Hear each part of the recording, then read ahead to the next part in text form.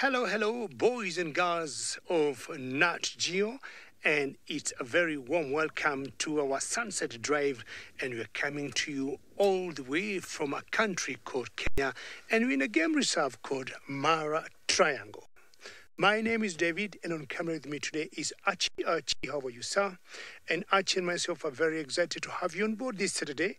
It's our afternoon. I'm sure maybe it's not afternoon, could be morning time where you are coming from or where you are. But we are starting with a beautiful eagle on top of that torture tree. Or is it gone? It's just flying out there somehow. Let's see whether Archie can catch it up with you with it. And I'm sure at one point you saw it. And that was an eagle, and we call that eagle the long-crested eagle. It's definitely gone, and nothing to worry. We've got so many eagles here, and most important, we'll be looking for more of them like that. Well, we have already requested you one thing. Questions, please send them to us. Comments, of course, using your parents and your guardians. And you can use our email address, which is natyourkids@worldearth.tv. It's such a lovely afternoon, and we have started very well. We're seeing some signs of rain, but it's pretty hot here in Kenya, and we are talking of about 86 degrees Fahrenheit and 30 degrees Celsius. But as it cools off is when we shall be seeing lots of animals later in the afternoon. Okay, I've got big plans for you today, and my big plans, so my main plans, is to look for you some lions. Very good. We'll take you to my friend Ollie in South Africa, who also got a bird, like my bird that flew away a few minutes ago.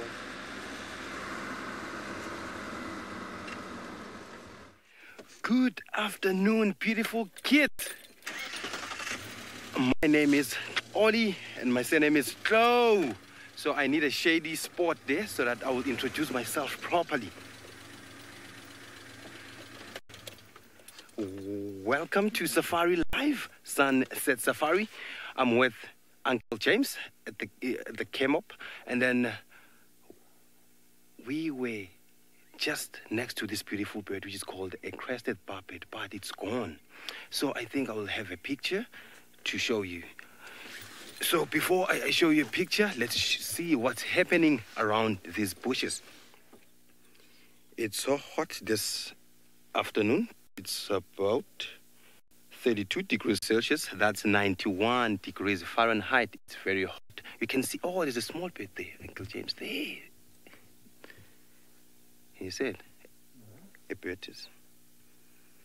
So for any questions, please tell your parents to send an email to netyourkids@worldearth.tv. I'm looking for this bird. It's here. It's this tiny, tiny, tiny little bird. I need to show it to you because it's a beautiful bird that will make a beautiful call.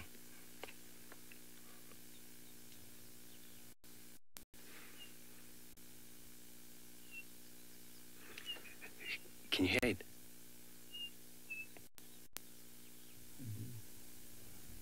Can you see it? This bird is one of the birdies we find here.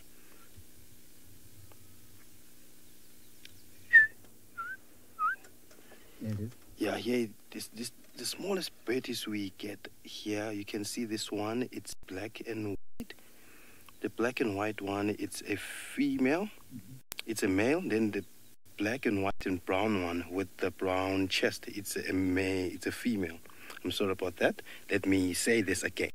The black and white one, it's the male, and then the black and white and brown one, it's a female. So I will make a call for you, but for now, there's a friend of mine who wants to say hello to you. Yes.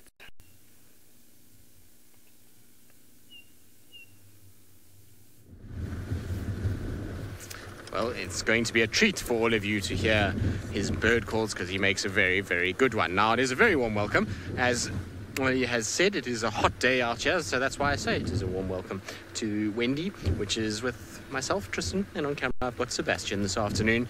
And we hope that you guys are going to have lots of fun with us over the course of the next hour as we check around in both Kenya and South Africa. Now, the plan is for this afternoon is that Seb and I are going to go try and see if we can find you a spotty cat in the form of a leopard. We're going to kind of head towards an area where we had a young female leopard and her mother yesterday afternoon, and so we're going to try and see if we can get lucky and to try and kind of scratch around there. There might be a little water hole where she might have gone and had a bit of a drink, because yesterday they had a kill and they ate a lot of food yesterday, and often after that they'll then go and find some water hole where they can go and have a bit of a drink, and often the female will leave her little cub in that area. And so we're going to try our luck and see if we get lucky and if there's any sign of them. Also, the reason why I wanted to drive this road is because yesterday afternoon I also had wild dogs very close to where we are right now, so I just want to double check and see if there's any sign of tracks or anything like that, or where they might have gone. So at least a few little options that we can go for. Unfortunately, this morning neither of them were found, but that doesn't mean that they're not around. Now that the sun's come out, maybe that's driven them to go and find themselves some water, and we'll be able to spot them. The other good thing about checking water holes is that at this time of the day, is that there's often things like elephants that go to water holes at this time of the day because it's hot. They want to go and cool down, and so they'll go and find a nice place where there's water, and they'll go sometimes have a bit of a mud wallow, or they'll have a good drink and they'll kind of spray water on the back of their ears just to try and cool their body down. So it's a good time to kind of check watering points, and then as it starts to get cooler, so we should see a bit more activity of animals moving around, which will be quite nice. Well, that's the idea anyway. We can't always win it the way these things go, and then sometimes in nature you get surprised and things don't actually go the normal way that you think they're going to. Anyway, we're going to carry on. We're going to head off towards where I had that leopard yesterday. In the meantime though, let's send you across to Steve so he can say hello to all of you.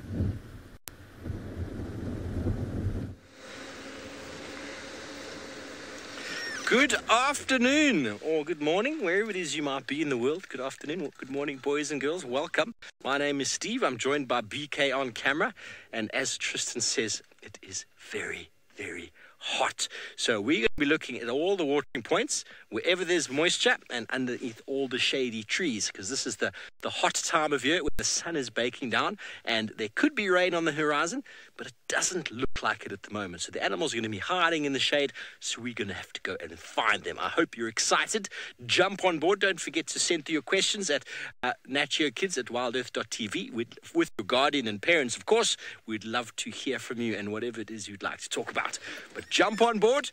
Very important when you're out here on safari to have a hat, some sun cream, a very high factor sun cream, and one of the most important tools right here is a pair of binoculars, and enthusiasm is always a winner. Whew, it is warm. BK, are you hot back there? Yeah. Yo, it's very hot, very hot. We need to move. The wind blowing through us is actually quite a nice thing, but if you drive too fast then you can't see because it's very thick around. If you just see if BK just scans to the right, you'll see how thick the vegetation is, and if there's a leopard or a lion, it's going to be lying very, very flat in the grass underneath the tree. So we've got to have our eagle eyes on. We've got to be paying lots of attention.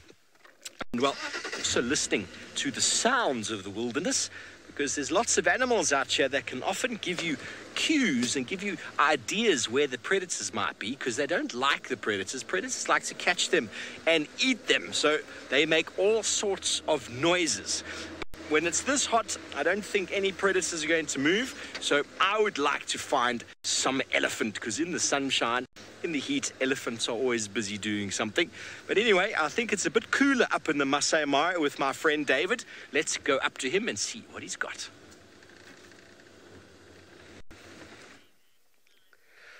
Okay, I mean, said he's gonna look for elephants, but I already have found some elephants for you boys and girls.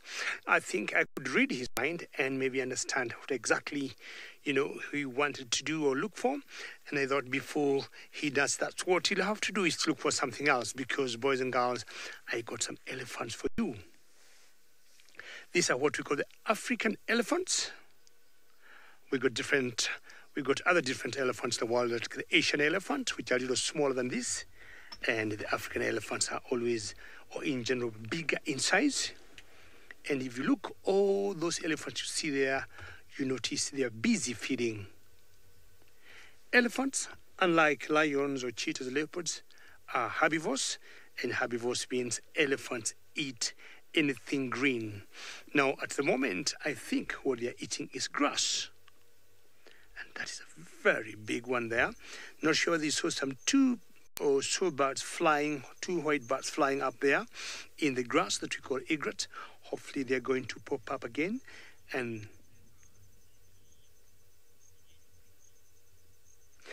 elephants in general will always eat, I would say, more grass. Of course, it depends on where the elephants are.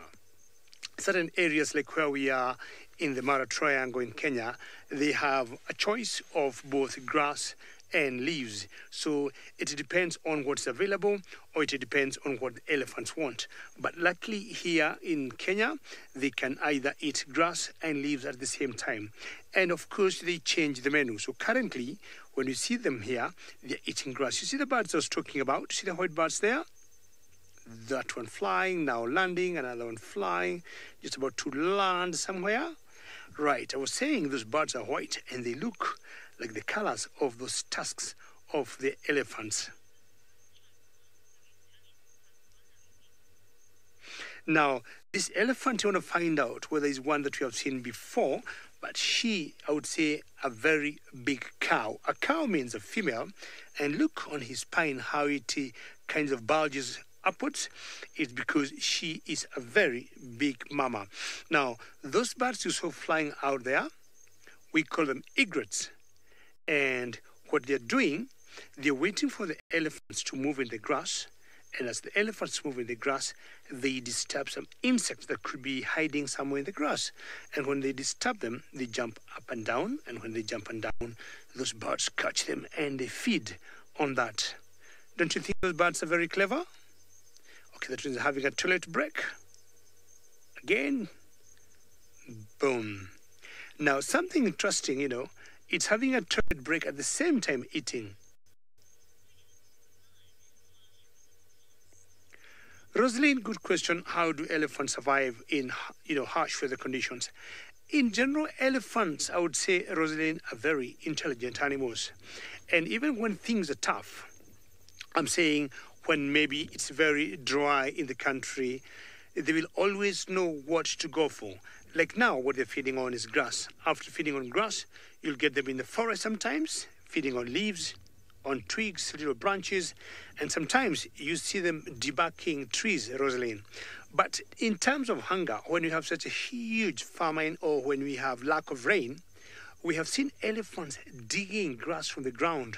We have seen elephants digging combs. We have seen elephants digging tubers from the ground. So ellies are very intelligent animals. And not sure that, Rosalind, you have heard or seen, even when springs and swamps and any little wells or rivers dry up, elephants have been known to go to riverbeds, and you can see them studying and looking at some sand, and they can always tell a place that have the water table quite high. And using their feet and trunks and tusks, elephants have been known to dig water. And the water that they dig is always so fresh, so clean. And as they do that, you'll always see so many other animals hanging around on the periphery, because once the elephants have, drunk enough and they have quenched their thirst, they somehow make sure the other animals benefit from the same digging of water. So ellies are very intelligent animals. Once in a while, every, say, 10, 15 years, we have seen some huge, droughts in Africa, depending on where you are, maybe in South Africa, in Kenya. Remember Kenya like 10, 15 years ago? There was a huge drought, and we lost so many herbivores. But I can tell you, Rosalind, we lost maybe less than 5% of the elephant. But wildebeest, zebras, lions, many cats died in huge numbers. But these ellies here will always improvise, will always know what to do for survival. Vicky, you love seeing these ellies, and I'm sure, look at how they keep flopping their ears. And to see them, Vicky, in such an open area that you would call the savannah, it could not be better than it is now. Vicky, thank you so much for your comment. And this shows a very relaxed elephant once you see the tail just flicking like that, and which gives us a lot of joy when you see animals, feeding that way in our presence, as much as we're not close to them. And we are always guaranteed of coming here every other day, seeing them behaving the same way. Now, the tall grass you see is called the red oat grass. And if you look carefully, they're trying to avoid that.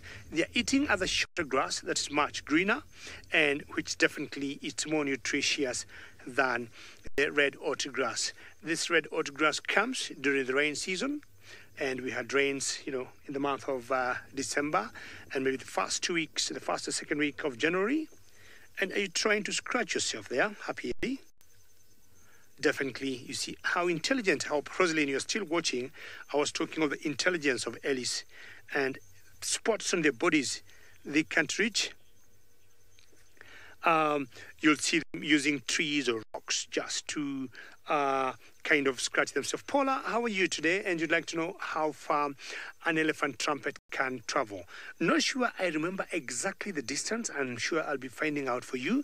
But I'm giving, a rough estimate of about 2 kilometers, 1.5 miles, Paula, I would guess. But we'll be getting the exact distance. But a few factors, Paula, would come in play. What kind of vocalization they're making? Because certain vocalization, Paula, go far. Say, for example, trumpeting, that could go quite a distance. And, of course, if they're rumbling, what we sometimes have mistaken to rumbling in the tummies, which is always coming from their vocal cords, that one, I would guess, doesn't go more than 200 or 300 meters. But that's a good question there that I need to work on, Paula, and many thanks, and always good to hear your name. Big Mama there, walking, the same one I think we saw earlier. Not sure whether that's her calf or the calf is just tugging along with that very big cow. It's so quiet where we are, with no wind moving, because earlier in the day the wind had picked up a speed, and if you could look at this grass, it was moving very fast. Fantastic. Well, the flapping of the ears, I'm sure we all know, is trying to cool off. That's where most of the blood is pumped by the heart to bring the temperatures down. You remember I told you it's a bit warm now here, and hopefully as it cools off, the flicking of the flapping of the ears, intensity will also go down. Well, we'll move on. Hopefully I'll be seeing more other stuff, and as a carry on to do that, we'll take you down to South Africa to Steve Ovo. Thank you, David. There's nothing much happening out here. There are a few bird calls happening, but it is very still. We would love a little bit of a breeze because it's so hot. We just need some wind to blow over us. It was a very nice morning, and the afternoon has come out. The sun was behind the clouds for most of the day, and now as soon as we came out on Game Drive, it is cooking. So we're just checking all of the sort of routes within the property, see if there's any tracks. There's a number of areas this morning that I didn't get to. So I'm just seeing if there's any tracks on the ground, because animals, they can't be sneaky like us when they walk. They leave a very nice footprint. So if I find any really nice tracks, I'll definitely show you. But at the moment, there's nothing too exciting. So we're going to continue on. Oh, I feel the shade, BK. So now we're stopping just for moments in the shade, and to survive out here in the savannah, you need to have shade. Without the shade, animals would not survive. They have to evolve all different sorts of adaptations so as to keep themselves cool. But just like us, we enjoy a little bit of shade to keep us cool, and it seems like a collie has found an antelope doing just that.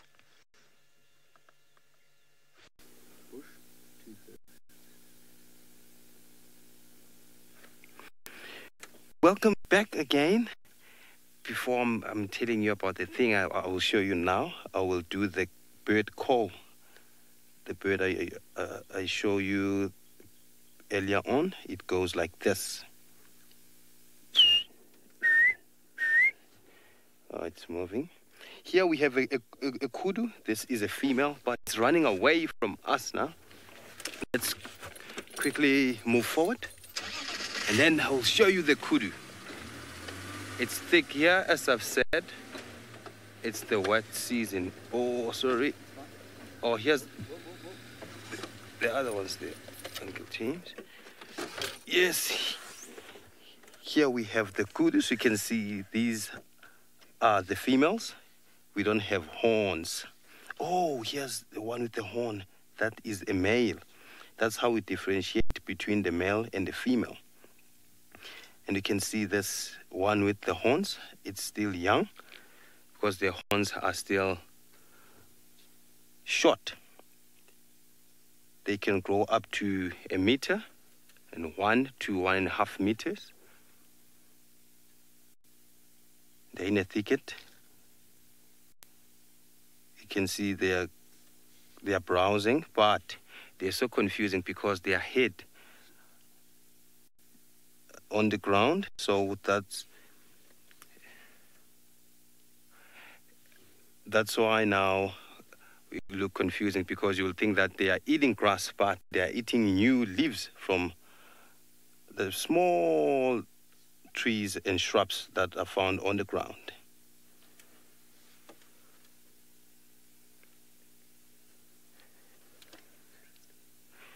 So let's quickly go to Tristan with an animal that likes to feed on these guys.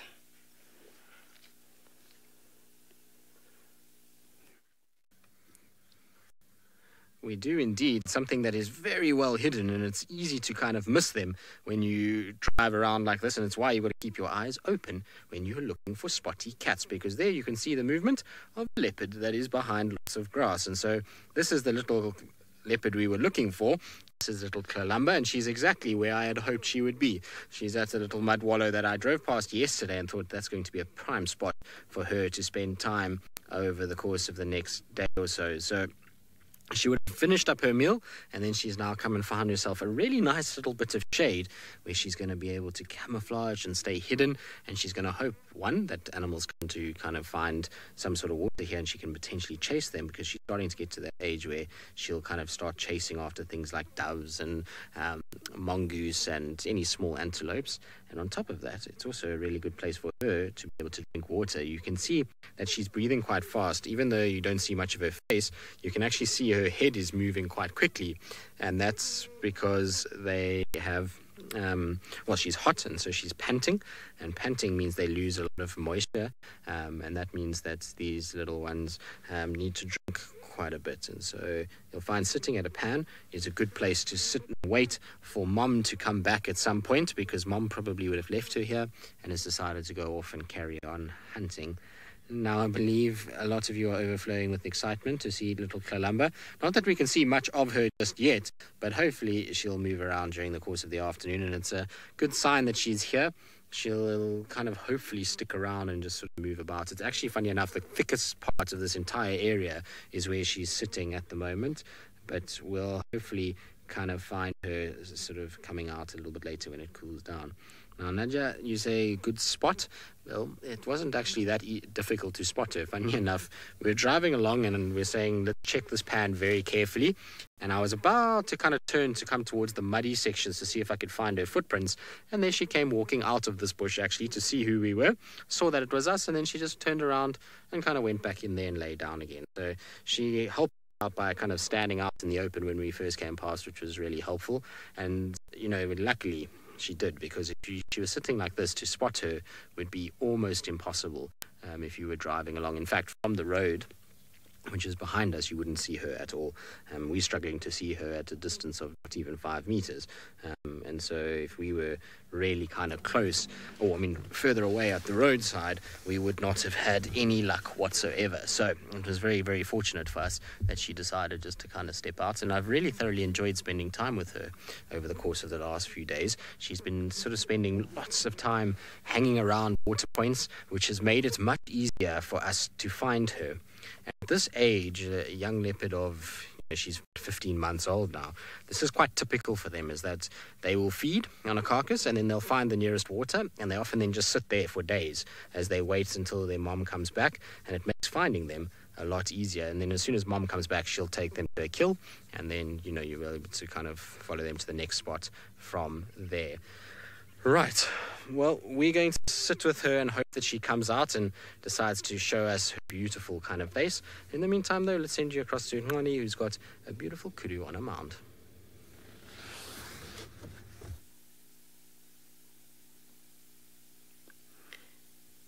Yes, we're back with the kudu. Oh, it's leaving us now. You can see it was on top of a termite mound. It's leaving now.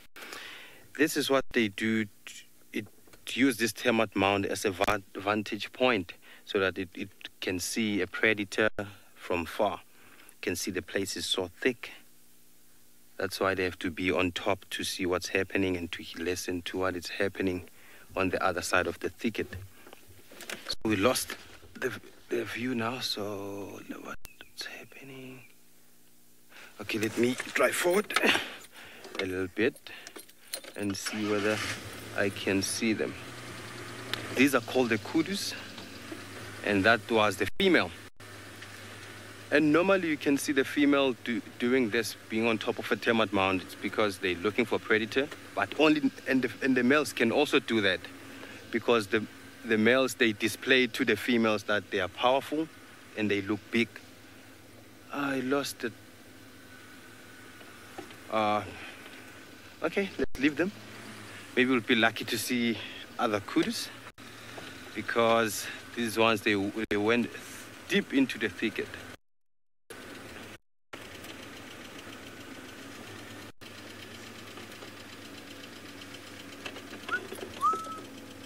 I have a bird for you. Yes. Let me show you this bird.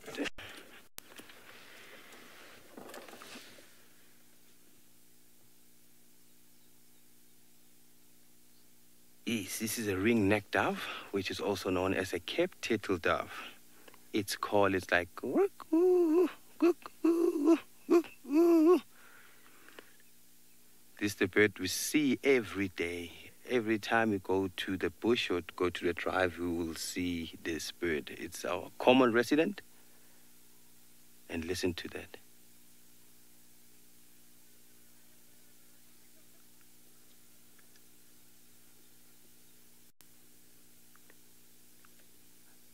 I believe you can hear that. There's the car at the back, so I will just I'll move forward a little bit so that I will shift for this car and it will pass.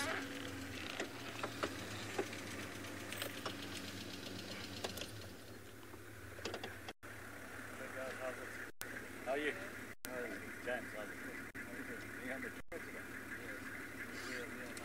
So let's quickly go to Steve. He's also on a termite mound, just like that kudu.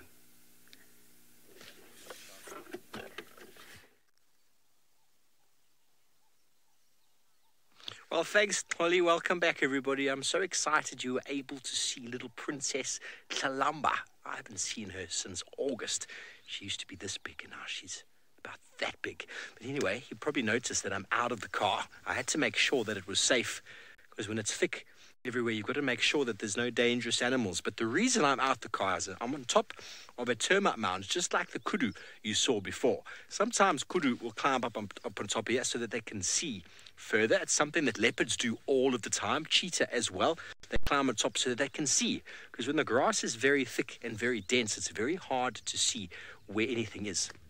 But the main reason I climb the top, because this termite mound is called a large fungus-growing termites. So what they do is they actually take in the vegetation, like this grass over here. Lots and lots of it. They collect it, they take it inside, and they grow fungus. Very interesting, eh? Put fungus on top of this, and it starts breaking down this into food that the termites can then eat. But the reason I'm talking about that is that the termites have the ability to maintain the temperature in here at about 85 degrees Fahrenheit, constant, all the time. It doesn't change. So they don't get cold days, they don't get hot days like this. It's constantly always the same. Like a greenhouse, if you've ever been to a greenhouse or your parents have got a greenhouse, everything is controlled. The temperature must be the same with the same amount of humidity so that the fungus can grow at the perfect amount of time. And that's how they break all this down, and they feed and they digest it all into the soil, recycling the nutrients, making this a nutrient hotspot. So the grasses that are growing here are very, very tasty. But another reason the termite mound is so important is there are about 27, 28 mammals that we know of in this area that will dig into the termite mound to live inside. So warthogs, honey badgers, porcupine, hyena, wild dog, they'll all live inside dwarf mongoose because underneath the temperature is very, very nice. As I said before, it doesn't go too hot, doesn't go too cold, so they don't need any jerseys. So they can also hide in there for protection. The wild dogs and the hyena like to put their babies inside. They go into small little things underneath the ground because what you see here is 1/3. Below the ground, they reckon 2/3 is still underneath. So there's huge diggings underneath. And if an aardvark, which is an ant bear, comes along, they like to feed on termites. They've got very long claws. They come in and scratch this open, and they'll feed on the termites, and then all sorts of animals will go in and use those holes for their shelter, for their safety, and for their homes. Isn't that very, very cool? And it's all created by the termite. And the termite creates this through their saliva and the nutrients that they break down in their poo, and they put it together and make it nice and big, and that is how they grow the fungus. Magic Dragon Wizard, you want to know how big the termite mound was? Well, this one was probably a little bit bigger than it is right now. It's kind of eroded away a little bit. You can see the shape of it here. It doesn't look very active at the moment. There's not too much fresh sort of creations on top of here. But like I said, once it's here, it is home for many, many, many years. I mean, a termite mound like this can be over 100 years old, maybe even more than that. So how many small animals have lived inside one of these over time? It's very hard to say, but very, very important in the savanna ecosystem. Just like the trees, the shade that we see, just like the termite mounds. Without these, many, many animals would not survive out here. But anyway, I'm going to climb down from my perch, walk back to the car, and I'm going to link you over to someone. I don't know who, but I'm sure they've got something very interesting. Well, sitting with me on a termite mound, I'm not quite sure, Steve, but she does enjoy sitting on a termite mound quite often. The cat, she's quite sort of comfortable on there, although lately she's preferring to use these kind of areas where there's a little thicket next to water, more than what she's been on termite mounds. But either way, it's always a joy to kind of find her. What I'm going to try and do is I'm just going to try and see if I can get a slightly better kind of view for all of you. We're going to just try and kind of just worm our way through on this little gap here, and hopefully there's a little gap that might give us a better view of where she's lying. It's unfortunately quite thick where she is, so I don't want to go too far, but let's see. Seb, just tell me when you've got that gap, because there should be. There's good. So Seb is saying there is perfect. Isn't that a bit better? We can actually see her quite nicely now, and you can see she's kind of stretched out towards us, so her face is on our side, and then her kind of tummy, well, there you go, there you can see that's her ear and her face, and it goes back towards her tummy, and then back towards her back legs. Now you can see her tummy is quite full. Has she got mud all over her, Seb? Is that mud? Yes, yeah. Mud and sticks. What have you been doing, young lady? Probably been rolling around in the mud because it's much cooler, and so she's now covered in mud and is going to have to groom herself. Mom is not going to be impressed that she's going to have to try and clean up her daughter, although knowing Tundi, we won't see Tundi coming back towards little Kalamba unless she makes a kill tonight, but normally it takes her 2-3 days to kind of come back and fetch her, so it'll be interesting to kind of see how long it takes for Mom to return. You know, she could be successful right now and kind of come back and fetch little Kalamba this afternoon, but for now it's all just taking it easy. Dale, I would imagine yes, and the reason why I say this is that the other day we had her at Wari Pan, which is a small little waterhole to our east of where we are at the moment, and she had a full belly and she was left there, and I think she was there for 4 or 5 days, in which case her tummy would have decreased massively. She would have processed that meat quite fast. But by the time the sort of 4th, 5th day rolled around, her tummy was actually quite round and quite full. So I have a sort of sneaky suspicion that she is catching her own food. It might not be big. I mean, she might be going after small things like doves and birds and franklins and lizards. But there is some sort of food that she's managing to get for herself, that she's not only relying on her mother, because she would have been very thin after 5 days had it not been for that. So pretty sure that she's finding the food that she needs. I don't know about catching big things yet. We've never seen her personally grab something large like an adult impala. But it's not to say she hasn't. You know, a lot of her life, particularly in the last sort of 4 months, has been very difficult for us to find her. We've spent very little time with little Kalamba. She's been in Torchwood a lot and just in areas that have been tough to kind of follow her progress. And so, you know, it's been so nice in the last 2 weeks that we are spending a lot of time.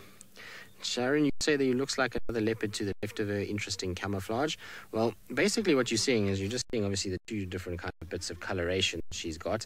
And then obviously the spotted pattern helps to blend into environments that are kind of with dappled light. And so even though it might look like there's another leopard, it actually isn't. It's just the way the light is falling through the bushes.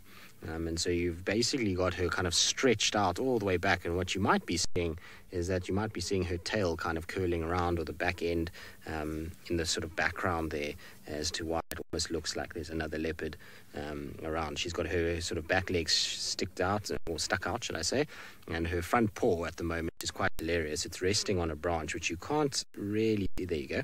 So straight there on a branch, up a little bit, Seb. You'll see it when you go up.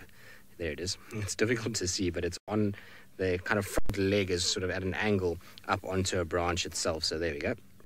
So she's kind of resting her front paw on a branch as well. So she's kind of sprawled out, if you want to call it that, at the moment in the perfect little spot. And I think she's probably been here most of the day. It's a nice kind of shady little area right in under the thickets, and very little will even know that she's there if they came past. So something like an elephant or buffalo, if it had to come and wallow here and have a bit of a drink, it would probably not even know that there's a leopard there, unless of course she moved. So it's a really good spot for her to spend some time. And I can tell you that I'm very envious of her, because the sun, as you can see, is coming out, and you can see the rays kind of coming through the bush there. And when that sun is out, it is incredibly hot, and we don't have any shade whatsoever. So it should be a intriguing afternoon of being baked by the sun while she enjoys the shade. Anyway, we'll carry on sitting with her and talking about sort of her sleeping. Steve has got the opposite, and apparently he's got some very active impala.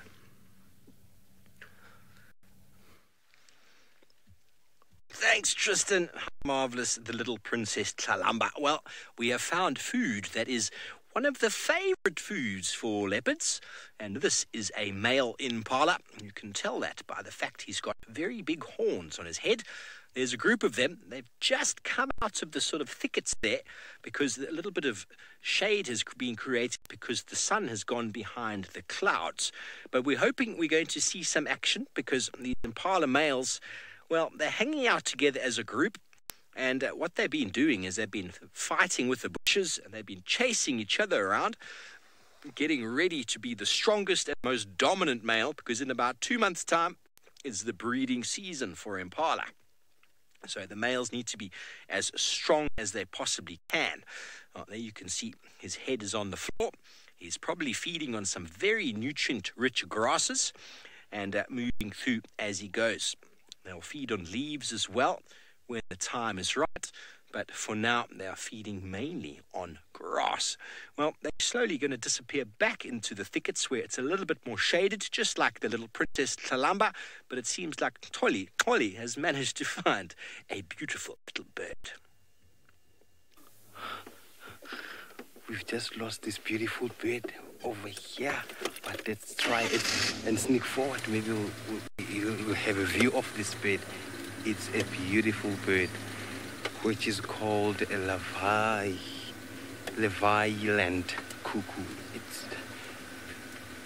We were so lucky to sit with this bird for like 30 seconds before we went live. These birds are migratory birds, and they don't sit still. They are always on the move. Here's the bird. Here on the left. On the left, it's here. It's there. It's there. On the left there. It's there. This is the cuckoo. It's one of the birds that they come to South Africa to make babies, to lay eggs, but they don't build the nest. They target other bird species to incubate their eggs. So that's why when you see the birds making a lot of noise when they see this bird, it's because they're trying to chase it away, because they will lay eggs into other bird's nest. So these birds, the host, they know that this bird, it's bad news, because it will lay eggs in their nest, and then it will end up destroying the eggs, so that that bird will incubate the eggs. It's gone. Oh, it's there, not far from here. We have a lot of cuckoos we find here, but they are not they don't stay here for all year round. They stay here for some time just to breed. Then let's drive forward and tell you more about the cuckoos. Oh, it's still there? Oh, it's still there? Yes, there. Can you see it? It's there.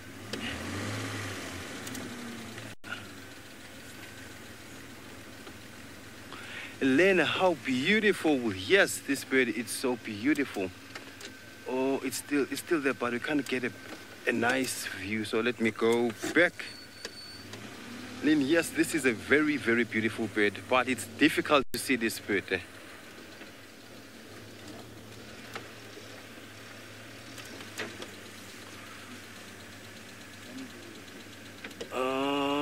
It's there. Can you see it? Yeah, I can see the... We can see the bird, but we can't see it with the camera. But let's get a view there. Look at that fork. Can you see it? The fork of this comritum there. Let's try it. That fork. Yes, go up. Go up. It's gone. This bird is gone. Yes, let me show you this bird when stationary. This is the bird. This one. This bird. It's a nice looking bird, which it is an intra-African migrant. That means it migrates within Africa. It will live here, I think, next month to go to other places where it's summer, because not anytime soon it's going to be winter, so they don't like winter. They love being in the summer areas. Oh, my phone is off. So it has a beautiful call, and all the cuckoos, I'm telling you, all the cuckoos have beautiful calls. This one, it goes like... Yes, all the viewers are happy to see the cuckoo. I'm also happy because these birds, they are so quick and they move very fast. They fly very fast. And it's so lucky, it's the luckiest day for me to see a cuckoo so long. So here's the call. I'll play the call.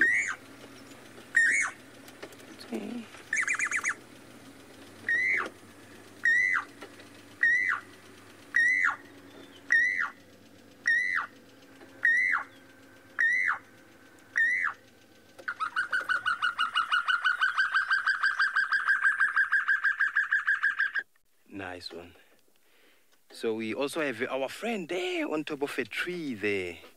A friend who also has a beautiful call that goes like quang. Yes, this is a gray lorry. Oh, here's a cuckoo. Oh, there's a bird that's chasing that bird there.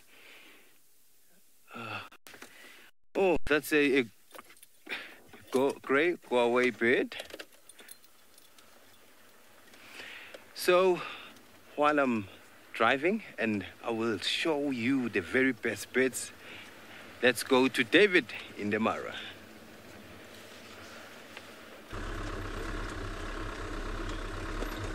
Well, welcome back, boys and girls of Nat Geo. And I decided to leave my elephants and come look for some lions that I have not unfortunately seen. Now, what I know, the lions I'm looking for have a particular area which we call a territory where they live. And every day when I see them, out and about playing, they have been coming in this particular area at night. So I'm trying to imagine they could be having a home here, which you'd call a den. Now, the pride of lions I'm looking for, there's one female that gave birth the other day. And if she got those small cubs, they can't go very far. They'll tend to remain in one particular area. And this is the area I'm guessing they have been coming. I haven't followed them, in the darkness to where, of course, they go and den or sleep, because as you can see, it's quite dangerous. There's no particular road. It's only grass. I don't know what I could be driving over, but the area I have been seeing them out during the day, today they are not there. So I'm trying to imagine, maybe today they did not come out. Sorry, Sean asks, are there ever what in this area? As I try to turn around and see if I could be lucky to see them. Well, in this area, Sean, you're asking if there are cheetahs. I hope I got your question correct.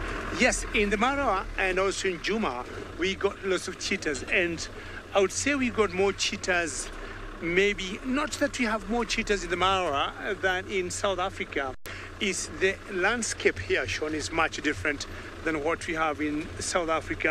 We have what we call the savanna, and the savanna is an open area, an open grassland, and that makes it easier for us to spot cheetahs here than it is in South Africa. Yes, we got cheetahs, and on certain days on drives, we definitely see them.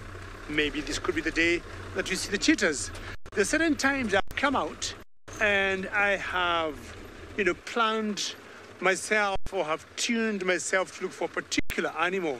And instead of seeing the animal that was in my mind, I have ended up seeing something different. So that happens many times.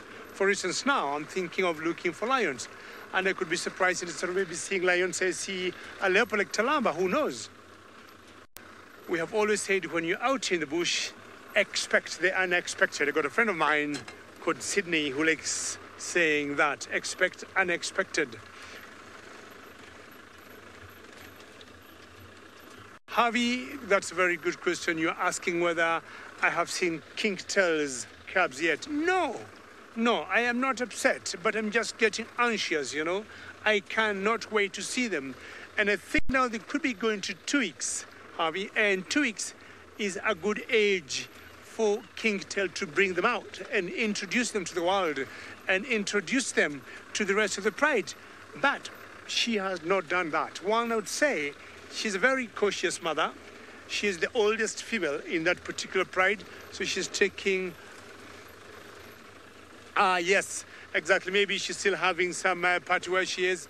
And I think she's just a bit cautious that nothing goes wrong with her cubs. In this particular pride here, that we call the sausage tree that I haven't seen, there's another female that we call Limpy. Limpy had 2 cubs, I would say 5 months ago. And after about a month, she lost one. So we do not know what happened to that one cub. And maybe King-tail is just making sure nothing goes wrong, Limpy's cub losing it, to either getting it lost in the grass or getting abandoned in the grass, or maybe it was eaten by hyenas or leopards. You never know. And, well, I'm going to continue looking for them. Let's go back to South Africa. I will find out whether he's getting more lucky.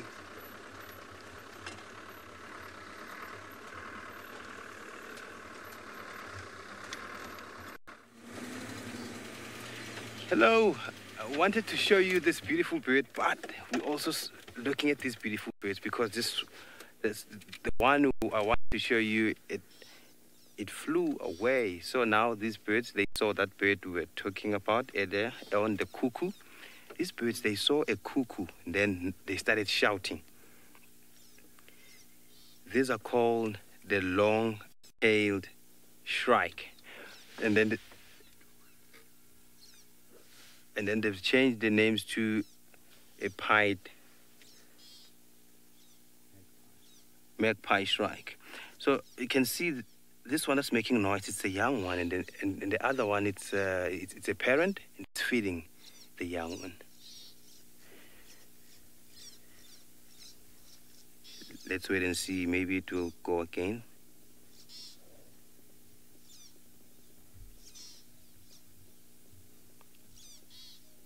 You can hear they have a beautiful call.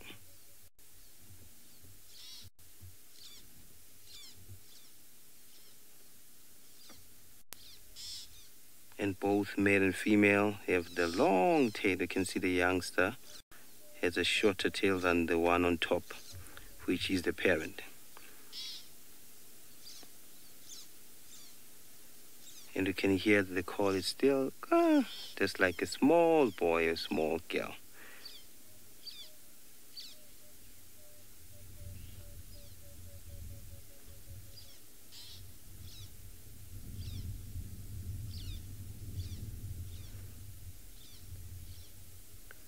Yes, beautiful audio.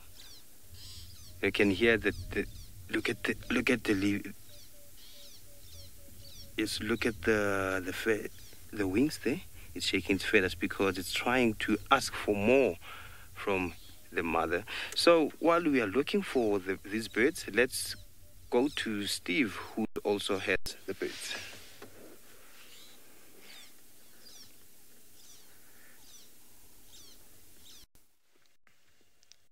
Thanks, Polly. We have found a large raptor, boys and girls. This is called a tawny eagle.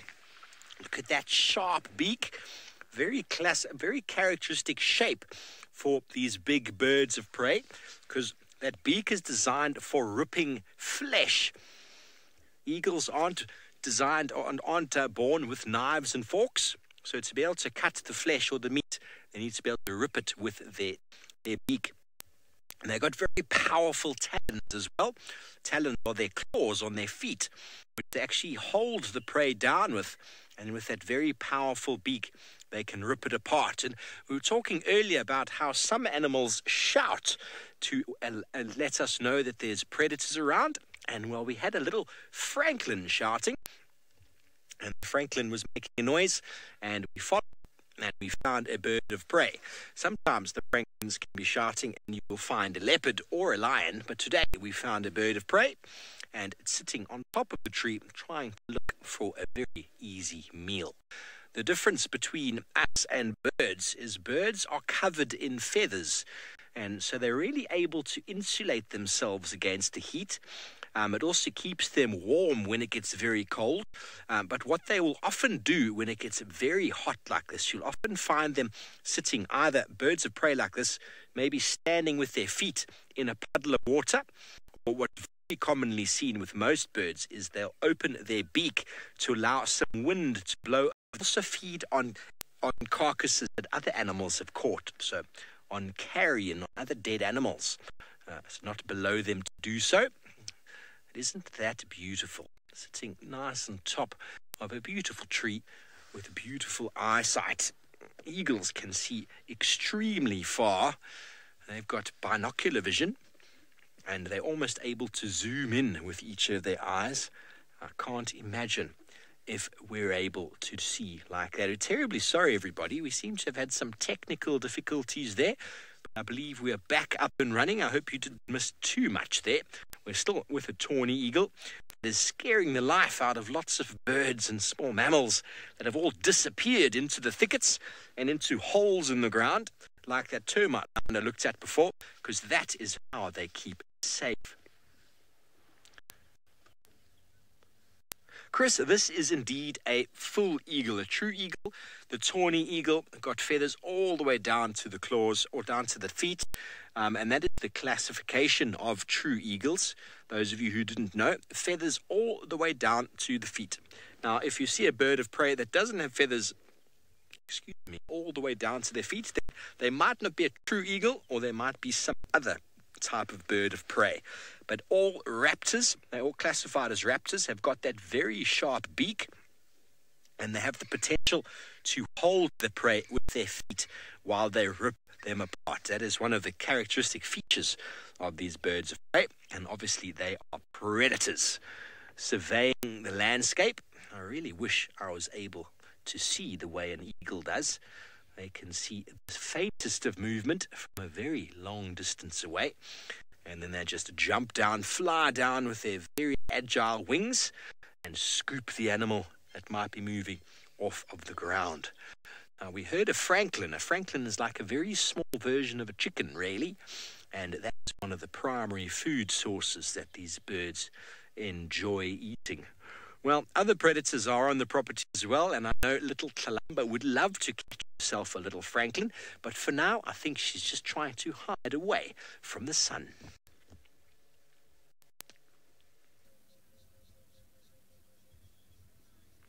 There are the predators around, and I agree with Steve. I think it would be amazing to see the way that eagles do. It would be pretty special. It's also to see the way leopards do, or just have senses like a leopard. It would be interesting to see how they actually see things and how those whiskers work. It would be quite incredible, I reckon, to be able to kind of hear and feel and see the way that they do.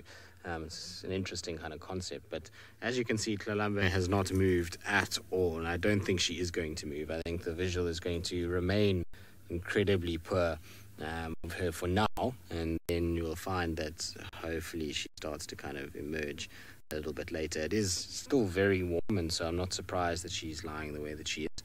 I would imagine once that sun starts to go down, we're going to see her kind of coming out a little bit and lying a little bit more out in the open.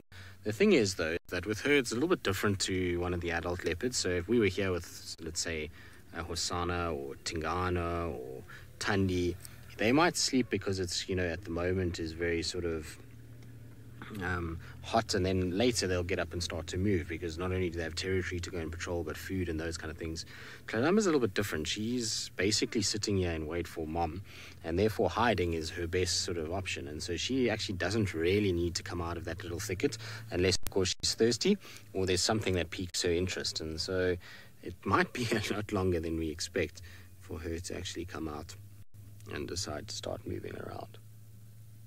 Either way, nice to spend time with her, and it's good that we spend time with her. The more time we spend like this while she's on her own, the better it will be later in life if she is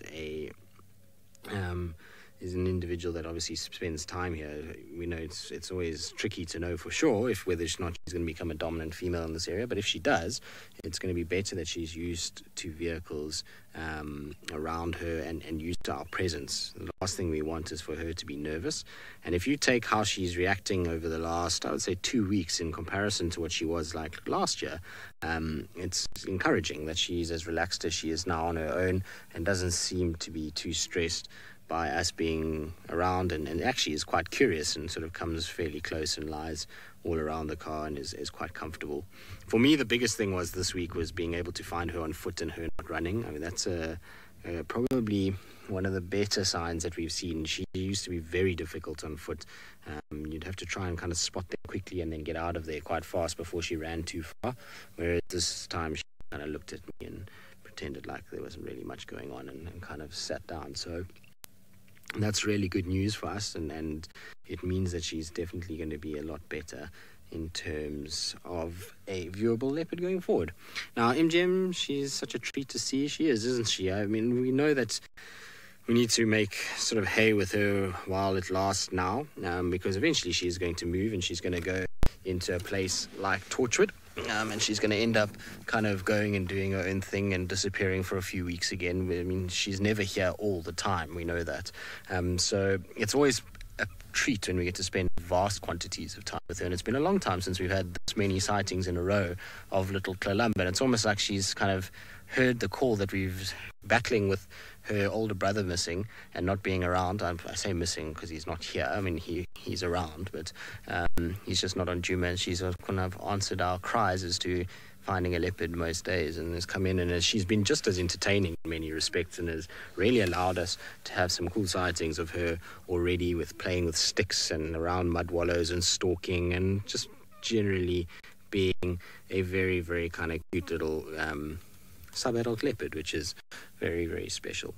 Now, I was saying Hosana, I still have no updates on the actual visuals of him. He was last seen 2 days ago.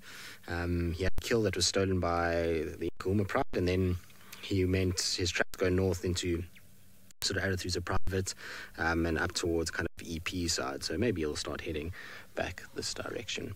Anyway, it is that time though where we need to say goodbye to all of you. Hopefully you enjoyed your kids safari on this Saturday afternoon. It's been an absolute pleasure having you guys with us, and I hope that we'll see you next week once again at the same time at the same place. So from all of us, goodbye, and we'll see you all soon.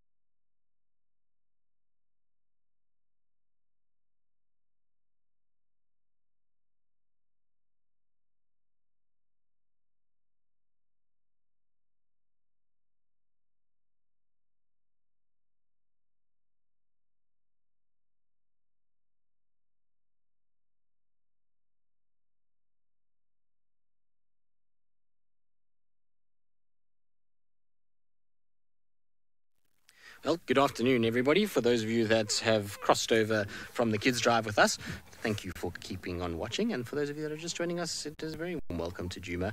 And my name is Tristan, and on camera I've got Sebastian. And as you can see in the bush there, we have little Kalamba, who is, well, hiding from us at this stage. She's very close, but you can hardly see her because unfortunately she's kind of gotten herself into a really kind of comfortable spot for her, but not great for us, and she's having a really good nap at this stage. She's decided she's going to kind of lie in underneath this bush where it's probably a lot shadier, obviously, one, and two, I wouldn't be surprised if there's actually a little bit of kind of cool dirt that might still hold a bit of moisture from the recent rains, and it's much more comfortable for her to be in there, maybe also less flies and various other things. But it is starting to blow, so I'm hoping that she's going to come out at some point and maybe start heading towards this mud wallow that's just on our sort of back right. There's water there that she can maybe have a little bit of a drink at, and she'll try and kind of figure out if she can maybe kind of get some water there a little bit later. So that's the kind of plan, is hopefully she will sort of appear at some point.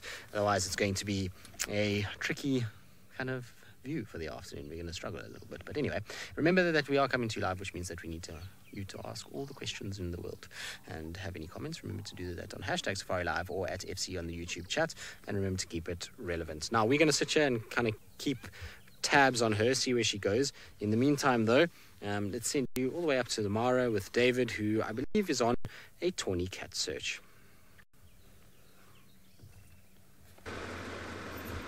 Very good, and to see Talamba is always pretty special, and I've not been very lucky to see what I've been looking for, but I can just pause here for a couple of seconds and let you enjoy what I would call one of the best views of the world, or one of the best views of the Mara Triangle, because there's a huge difference between the landscape of the Mara and where Tristan is. The trees, more or less the same, but you have such iconic trees. For example, that huge fig tree, which could be a very good home for leopard, and also a very good home for lions. If it's too hot, they could be enjoying or staying in the shade of such a tree. But now let's just look at the landscape of the savannah.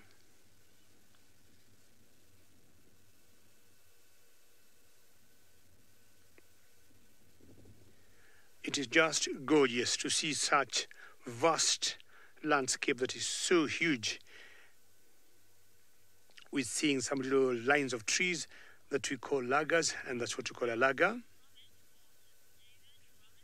Robert, how are you today? And always a pleasure to hear your name. Hopefully your weekend is going fine, and yes, it could not be better than this great comment there. I mean, even when sometimes, Robert, we come out and we get frustrated when we don't see lots of game. I mean, when you just park your car, stop and view this, I mean, to me, this is breathtaking. And if you're lucky, you'll hear, or you'll pick small calls of either doves or, you know, some birds like bastards. See some other huge fig trees. I told you fig trees are very iconic trees of the Mara. There's a two-way in the distance from where we are, just like the very first one we saw. And then the scattered trees that you see here and there, we call them torchwood trees, or the Balanitis aegyptiaca, also very iconic, of the Mara and the Serengeti National Park in Tanzania. So I'm sure the lions I'm looking for are somewhere in this land. It could also be carrying or hiding cheetahs, could be leopards, a lot. But currently the grass is so tall. I'm talking about almost 4 feet high. That is how high the red oat grass is. And if the rains continue, if the rains maybe resume, because we think they might be coming at a time now, it might even get even much taller. So I'm just halfway my drive today. I want to keep looking at a different area, maybe where Archie is showing you, see whether they could be lucky to see those lions. I don't know what's under that tree, but let's first go to Zoli and find out whether Oli is winning or still a little frustrated like me. Good afternoon and welcome to SafariLive. We had a wonderful hour with the kids. It was amazing. We saw a Lavalian's cuckoo and we spent a lot of time with it. It was amazing. My name is Lottie, and joining me behind the camera is still Uncle James. So, my plan for today, I wanted to go to Chitwa, but I've changed. So, I'm going to Befelshoek Dam and see what's going on in there, because maybe we might find Tandy, because Kalamba, it's been spotted by Tristan. It was hot. The first hour of the drive, my back was wet. Have my towel here. And I broke my water bottle a day before yesterday, and sure, a new water bottle. So for any questions or comments, you can type #SafariLive on the Twitter account or YouTube chat stream. Would love to hear from you. It's so wonderful and amazing to hear from you, all the beautiful people. So I'm still driving around in this thicket. You know, it's the rainy season.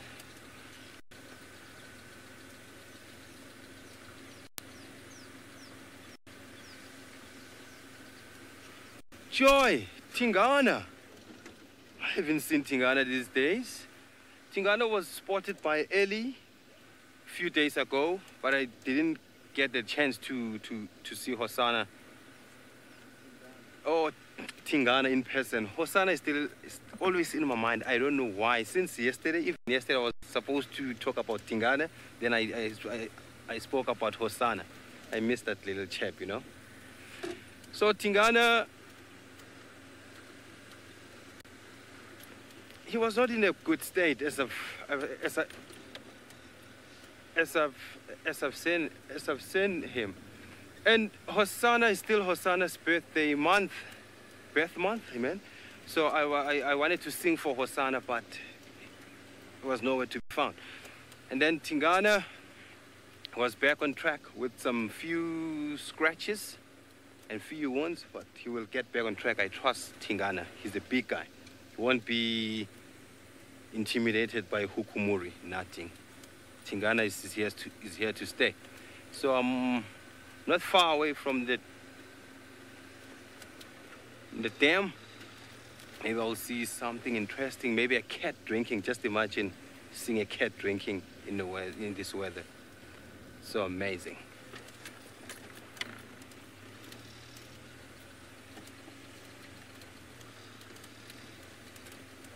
Yes, Mrs. Lebwing, Hosanna will get the whole birthday month.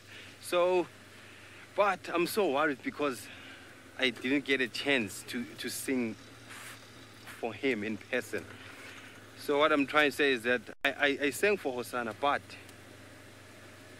I felt like it wasn't enough because he was nowhere to be found. If he was just right next to the car, I would sing for him a lot of songs.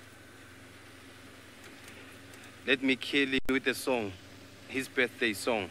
Not like killing as if killing, but just sing him his song.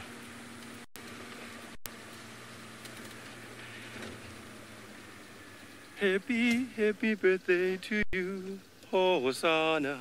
Let's go to Steve. He's got something for you.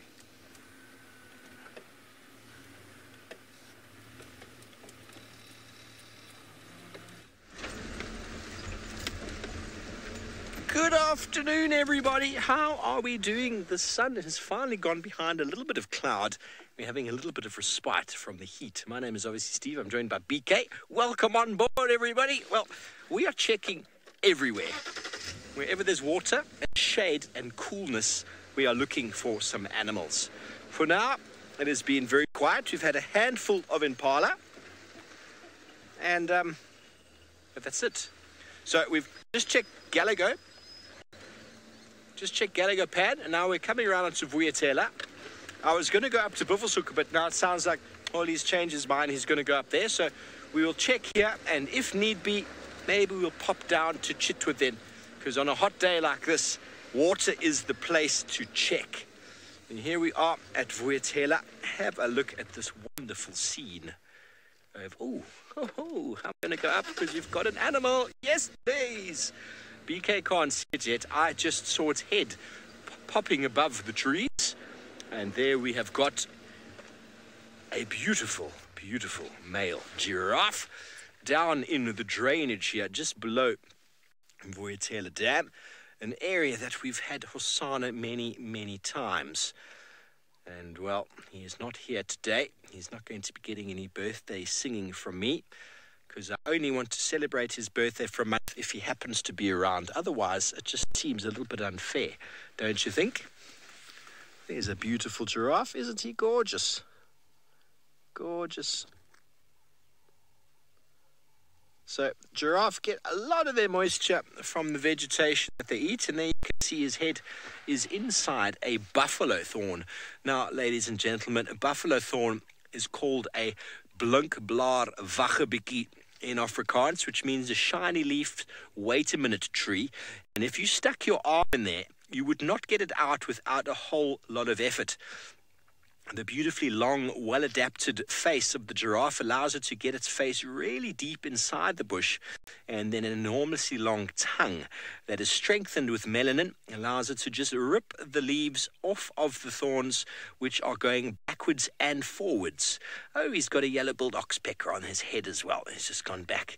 But can you imagine? I mean, any of you remember the challenge Taylor and myself had with the buffalo thorn challenge? How many we could pick and eat in, I think it was a minute. It was quite a funny affair, but we were all bleeding at the end, and that was for fun. The giraffe has to survive. Oh, look at that. He's stripping the branches with his mouth. Now, we were using our hands and we were bleeding, and this giraffe uses his mouth. Now, that is evolution on a next level. My apologies, those are red-billed oxpeckers with their zygodactyl feet, meaning 2 toes forward, 2 toes back, allowing them to hold on to the quite short fur of the giraffe as it moves and tosses its head around. Very hard to dislodge.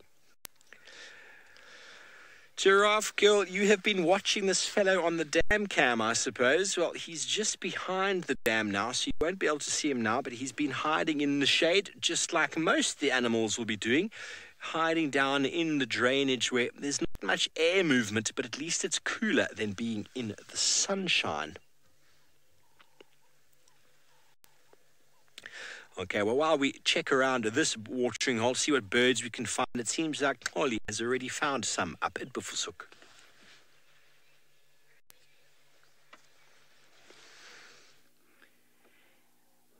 What a wonderful, beautiful birds that we see over here. We have the whole bunch of beautiful birds, and what we see right now, this bird who's foraging, trying his luck, maybe we'll find something there using its beak. This is called a yellow-billed stock. You can see now the way he's walking in this dam. He mainly eat fish, also frogs, aquatic insects, worms, and crustaceans. So now, what he's doing now, he uses its beak so that if it touches something or senses something, then it will quickly catch that thing, snapshot that thing. So even it also uses its legs. If something touches its legs, it will quickly react to that. That's why it's trying its luck. And I can't really tell whether it can see what it's doing there. Like, it can see through this water to the ground. But I doubt that it can see what's underneath there. That's why it's using its beak. So let's leave this guy who's foraging and let's not disturb him and go to the right. We have also the beautiful looking white birds with the long beak. And if you can check their beak, it's more like one of your cutlery, which is a spoon.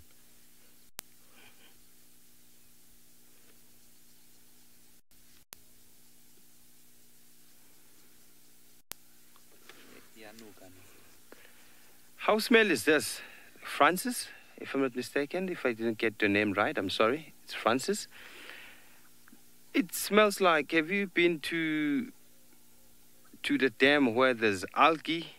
Where there's algae, and then if you see, you smell that, it smells more natural. And it also smells nice because of the droppings not far from the dam from Scuba Steve, which is a hippo. You know, when he goes out and then he has to defecate to mark his territory, and then that's what it's smelling right now. So these are the spoonbills doing the very same thing what the yellow-billed stork was doing, foraging, trying to fish or hunt. These birds are easily recognized by their beak. And look at the strategy. If you can look at the spoonbill, that spoonbill there, far right there, Uncle James, that one. And look how the pace, the hunting pace and the hunting pace of this white stork over here, very different because of the different beak shape. Far right again, we have the beautiful birds that we see most of the time following the buffaloes or the antelopes. These are the egrets.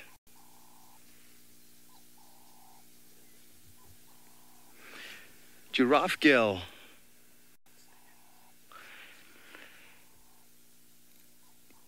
These birds can eat crustaceans. This name. Not these ones, but the spoonbill. So these ones we are looking at right now, you know, these birds, they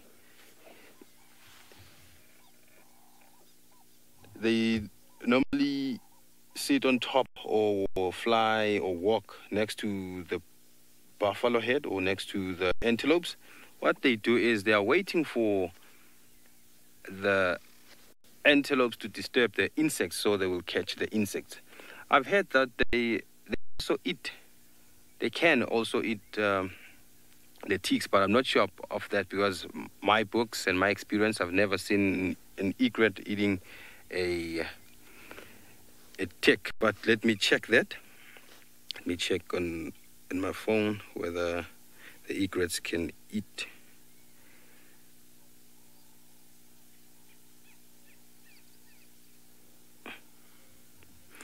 So I'll be checking whether these guys here, they can eat ticks or not. So while we are watching at these long and tall birds, let's also go to Steve with his tall animal.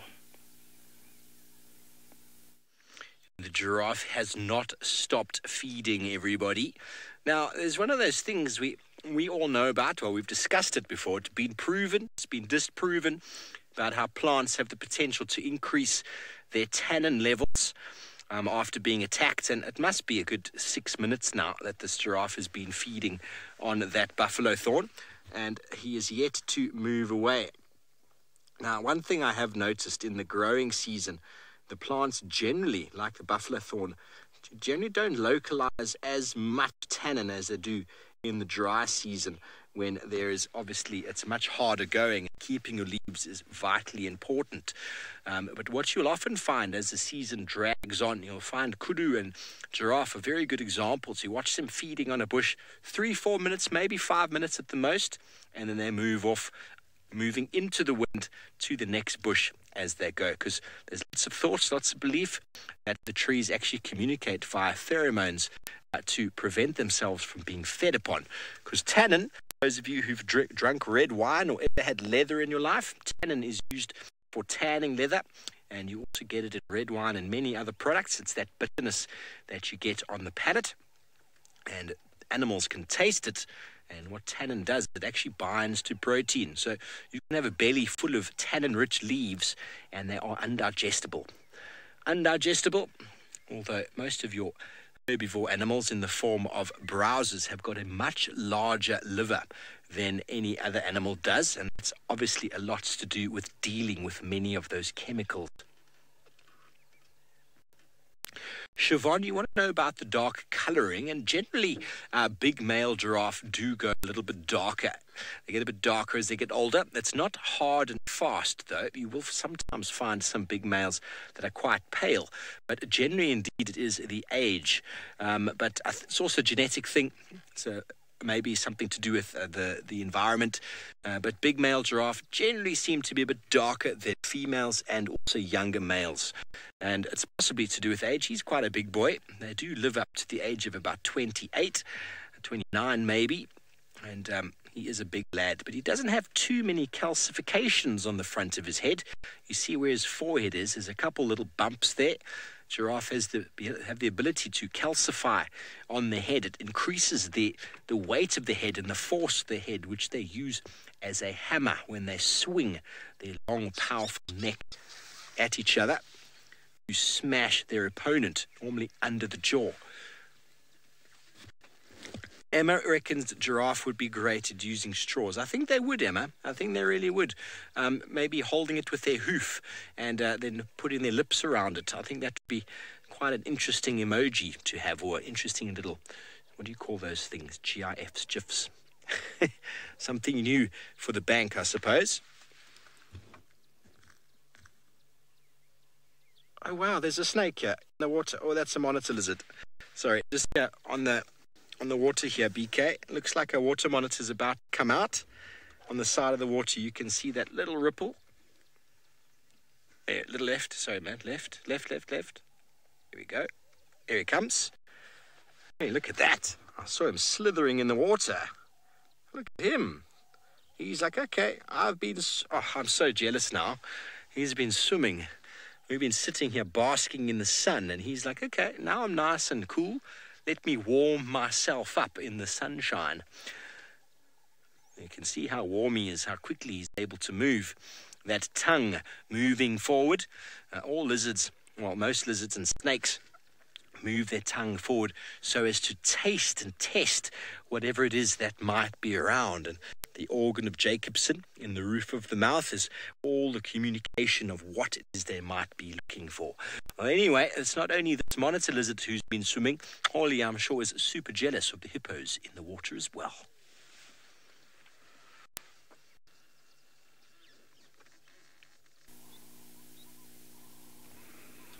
I'm still here with his birds and Scuba Steve. Oh, here he comes.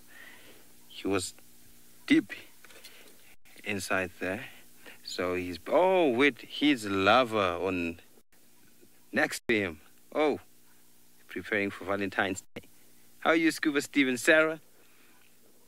So going to the left there, to that bird, Uncle James, you see this bird, the way it forages. Look at its beak. It has a spear-like beak because it has to lock and step at the same time. That's how it hunts and forages and survives. So when you look far right there, we have the spoonbills again. And what's interesting here, that we have the juvenile spoonbill. We have the juvenile and the old ones. So look at these ones, the way they're foraging. You can see the beak shape. I've once touched the spoonbill's beak when I was still a student. We found it dead in the bush there. What happened was they have this flat spoon-like beak that the inside part, it's more like a sandpaper. It's rough like a sandpaper. And what's happening is it's hunting for fish now, or in the frogs or tadpoles. But because the fish and tadpoles and frogs, they are slippery and wet, so that sandpaper like beak, it helps to grab it nicely. So that's why they have this kind of a beak. They will never hunt like a stock because they don't have a stabbing beak. So what I found is that the egrets, these are cattle egrets on the right, they don't eat ticks. They only take a ride on top of an antelope, more especially the buffaloes, and then they wait for an insect to be disturbed by an antelope. So going back to the left and that stock, you can see the color, and to show you the color difference there, you can look close. You can see the wings like pinkish. This simply means this is a breeding plumage. That's why they turn pink. And then out of breeding season, they will turn white, where there's a pink color there. What's interesting is some are common residents and some intra-African migrants. It's their own choice, like individuals' choice, I can say, to migrate to another country or to stay here in South Africa all year round, because they can survive the whole year in South Africa. Some stocks, they migrate, and some they stay. They are not strict migrants.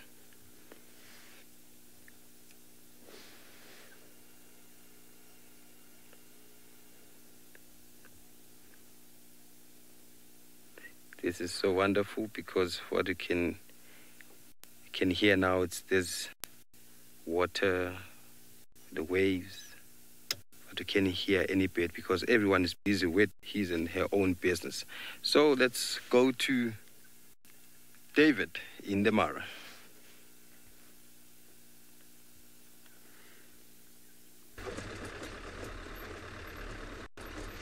Well, Oli, thank you very much. And apart from my elephants that I saw, that could be the only one species of animals that I'm celebrating this afternoon.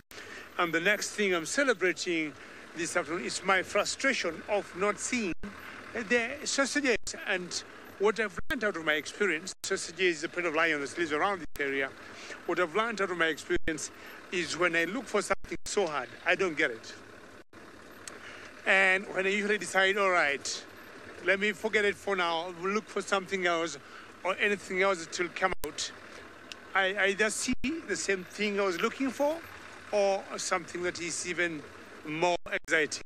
Well, either way, I have some gorgeous light that I have to enjoy, which is keeping me going.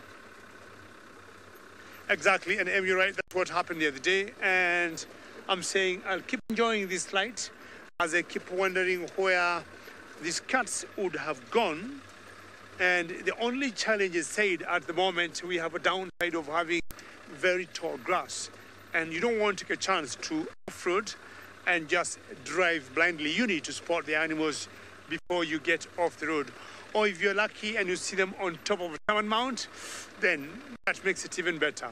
But with this kind of grass here, if I may show a little bit of the grass and the kind of sunshine that I'm having, you will notice it'll not be worth it just to drive very blindly in the grass. See how high the grass is, number one, and you imagine if the lions would just lie flat there. MG, and you're right, there's so many creatures in the grass, and of course we always have to be very careful not to drive over any one of them. And see how tall that grass is. Albeit my frustration, that is some beautiful golden light that I'm enjoying. And I might be getting to a point where I'll just maybe park the vehicle and listen for any calls, because that's the only thing that I could be, helping me to find out where my sausage lions are. But as I try to listen to anything that I might hear, let's go back to Tristan, who still have that beautiful princess of Joma.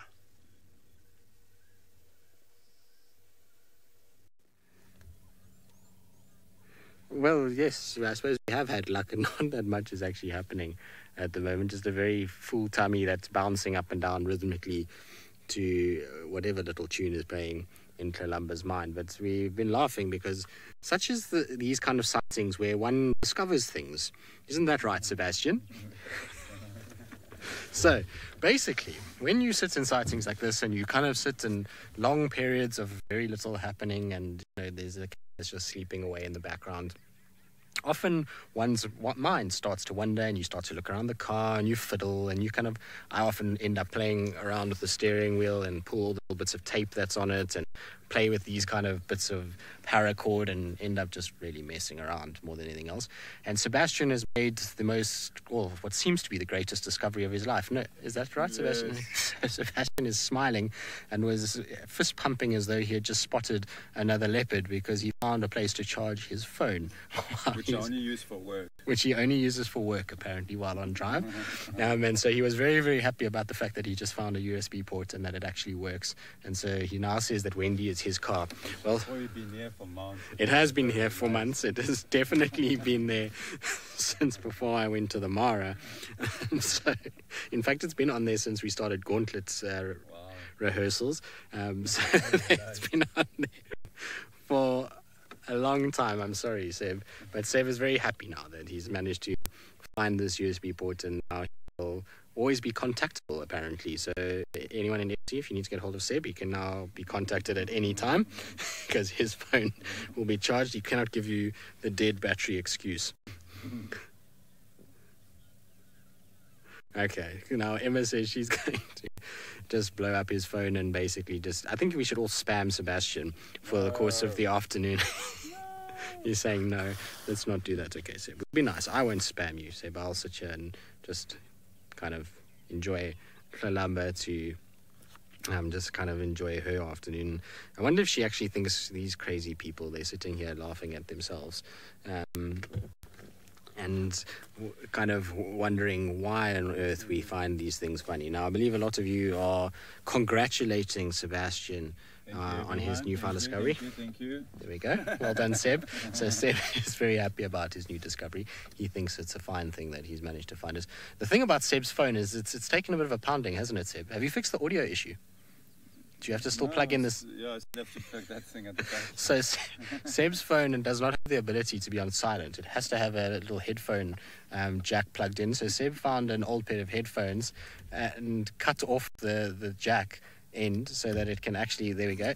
So this little piece has to be put into his headphone jack on his phone, otherwise it just rings and makes noise all through the drive, especially now that everyone's contacting him because it's now got battery. So this little thing has to be plugged in, but this is not the original one, Seb. No, that's a new one. This is the new one. You lost the other one. I have to make a new plan. So Seb had to make a new plan. Apparently he lost the original. There we go. So My mom, his mom just messaged him, so I wonder if she's watching. If she's watching, your mom just burnt you before our crew did. That's amazing. So his mom just messaged him, and he might have actually heard the little thing, which is hilarious. Sorry, Seb, that wasn't supposed to happen, but anyway. This is your mom, man. Yeah, exactly. You can't choose your mom, and moms will have these wicked sense of humor. But well done indeed. That was very, very funny. I enjoyed that. Thanks for that. Seb, are you going to tell us what your mom said, or are you going to keep that a secret? She says she doesn't understand what you're saying about me. She says that she doesn't understand what I'm saying about Seb, so Seb's going to have to translate this whole thing to her so that she understands. And Seb, actually, you're going to go visit your mom soon, aren't you? Yes. Seb's going to go and visit his mom at the end of the month in Reunion Island.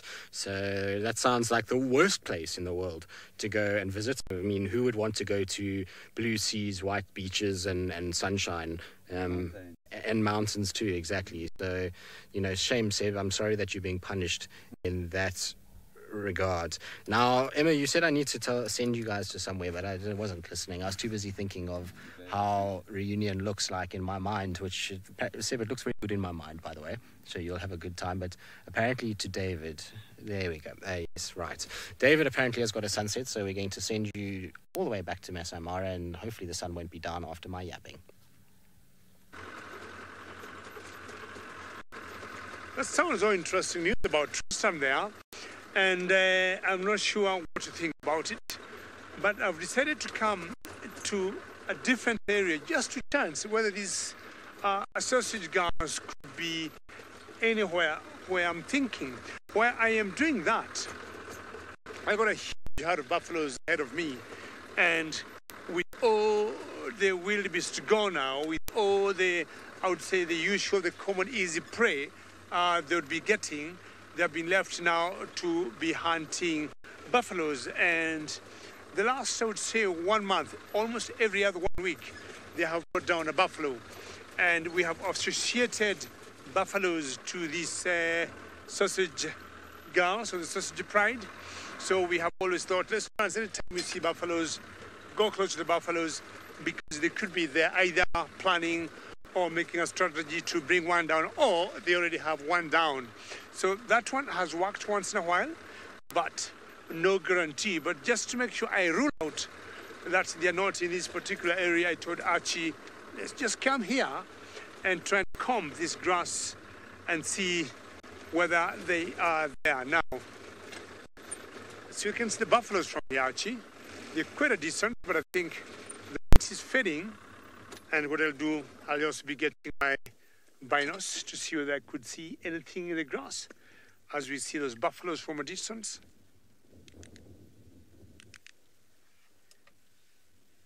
There's some Cape buffaloes where I'm saying every other week these lions around this area have brought one down. And the last one they brought down was a huge male buffalo. And I think it was quite a piece of work to do that, because he was so very big. They ate it for about 3.5 days. And then we saw other lions come in to take over what they left behind, a pride that we rarely see here. It's called the Old New Pike. Hello, buffaloes. I wish you could speak your language, like Isaac saying, thank you, Niconico. You say the grass here is quite beautiful. And this is exactly how the red oat grass Niconico looks like. As after the rains, just subside and it dries a little bit, you see there's a huge difference of the grass before those buffaloes Niconico and the grass behind the other side. Now, behind, you see those what you call thorn trees. We used to call them acacia trees. And now we have always associated the thorn trees with the water table being quite high. And you see the grass there is much greener and a lot different from what we have. So meaning that there's more water there. You can see, as Archie is showing, all that area around those thorn trees, the grass is much greener and of course much shorter than the yellow one that looks like wheat or barley in the forefront of the buffaloes. The beautiful Ololo escarpment is in the background there. And I was trying to say earlier, I wish I could speak the language of buffaloes, like when Isaac saying whether he could speak any animal language and ask them the last they saw the lions I'm looking for. I would say every 10 visits I make here, because I almost come here almost every other day, is only 2 out of 10 times I don't see this or that particular pride, and maybe this is one of the 2. Yeah, hopefully the wind is picking up, and if I'm trying to look at these buffaloes, see whether they are looking in any particular direction, because should they smell the lions, you'll see them just popping up their noses trying to smell them. I don't see them doing that as yet. See how the wind is picking up now than before. So that would also indicate the temperatures have gone down drastically. Buffaloes, where are the lions, buffaloes? And of course, by the kind of body language, it shows a lot of tranquility in this area. Well, buffaloes are not helping me. Let's go to join Vov, who should be racing somewhere.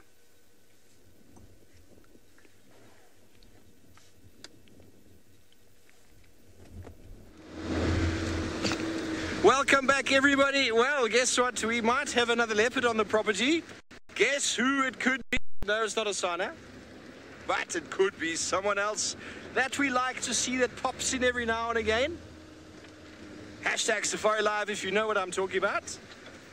Or we'll just wait and see. Just making my way there. It's coming in from the west. Who do you think it could be? We've played this game before. and just trying to get some traffic on the radio. It's been very busy. Rexon and Tex have also found another leopard far up in the north, so now there's 2 sightings going on at the same time, and it is not stopping. So I'm trying to get a word in on the radio, but it hasn't stopped for about 5 minutes. Ravinda, it is not Tingana. It is not Tingana. From the west, who is the leopard that pops in from the west? Lizelle, it is indeed Hukumuri, the interloper from the west. Just getting onto Triple M boundary now. Do apologize about my eye contact, but I don't want to lose BK on the back, and I don't want to lose anyone. We want the hook. We want the hook. MGN, yes indeed. Apologies, this road is quite bumpy, and I've finally got a gap on the radio, so if you will excuse me. Ralph for Steve.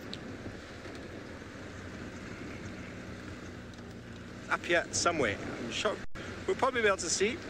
Station with Hukumuri for Steve. I think it was Ralph. Might have been Elvis.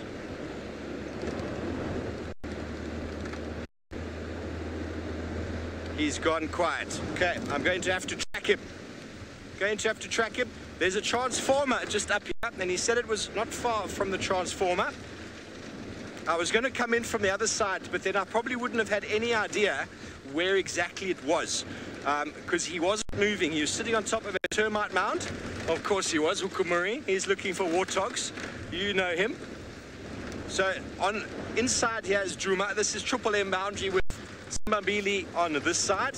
And there's a transformer, which is obviously for the power or for whatever it might be. And he's coming from the west. I think there's at least 2 vehicles with him. I'm just going to be looking for some tracks. I do apologize about my eye contact. I would love to see Hukumuri again. Okay, well, the biggest threat to Tulamba after the last little while has always been Hukumuri. So I wonder what Tristan's thoughts are on the arrival of the interloper.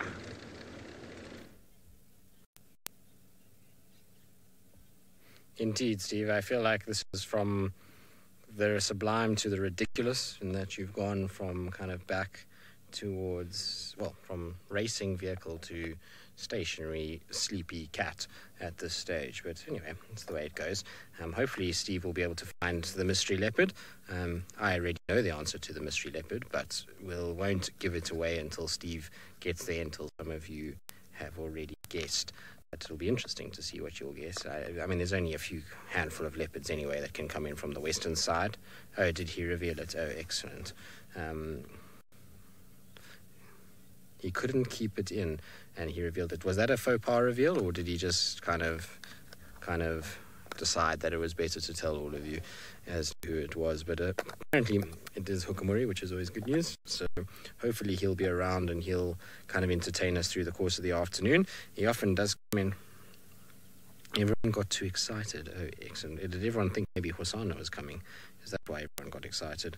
But it will be nice if we get that report that Hosanna is crossing over at some stage soon. I certainly would be very excited if that was the case. Hopefully it will be. I don't know, with Hukumuri moving around there, though, it's going to be tricky. I'm not sure Hosanna will come up this way if that is the case, I'm afraid. I think he'll still stay to the sort of southeast, or southwest, should I say, until such time as, they... I'm just listening to the radio. Sounds like Incanyenyan cub has also been found, but all the way on the KNP boundary, so that's no good to us. But I was just heard that they called in a female cub and female leopard and cub. So I was just having a little listen to what was going on, but sounds like she's very far away. Now, Tlalamba is still fast asleep, as we said earlier, and unfortunately she really hasn't done anything at all. I was hoping that she would have moved by now, but you can see she's just hot and bothered, and the space that she's in is absolutely perfect for her to have a really kind of good nap. So I can't begrudge her lying in there. It would have been nice if she had been a bit more kind of active this afternoon. It's also only really getting to the temperature now where it would be comfortable enough for a leopard to move around if it wasn't full. And given that she is full from yesterday's meal, I think it's better that she's probably just taking a bit of a nap. And I mean, I don't know how she sleeps, but the way that she's breathing so hard that her whole body is kind of kind of convulsing, and she really doesn't look at all comfortable.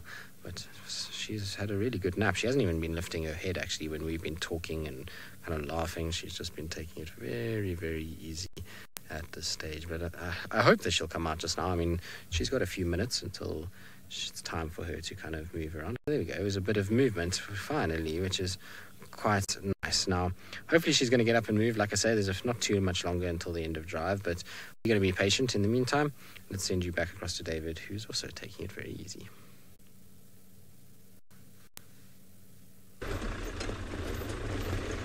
Well, I think, Tristan, you're doing better than me. As much as, Talamba is not doing much, it's worth just staying with her there and seeing her just lying there. It's much better than me driving in the grass. Well, the buffaloes did not help me much. They did not speak my language. I did not speak their language either. And I thought, buffaloes, bye-bye, I'll see you again. So I've taken a totally new line of thoughts of where I could be looking for these lions, because the area they have is a huge territory. It's very large. The only frustration I would get is I would imagine there's a particular place I've passed 2 or 3 times and they could be only 20 meters away from the road and I would miss them. Well, Archie is much taller than me. Archie is my cameraman today, but he has also been telling me, as much as you're shorter, even my height has not been of any advantage. So we've been frustrated together. I mean, as I said earlier, we set a tall grass. It should be very easy. They could be just 20, 30 meters away from the road. And if they're flat, miss them.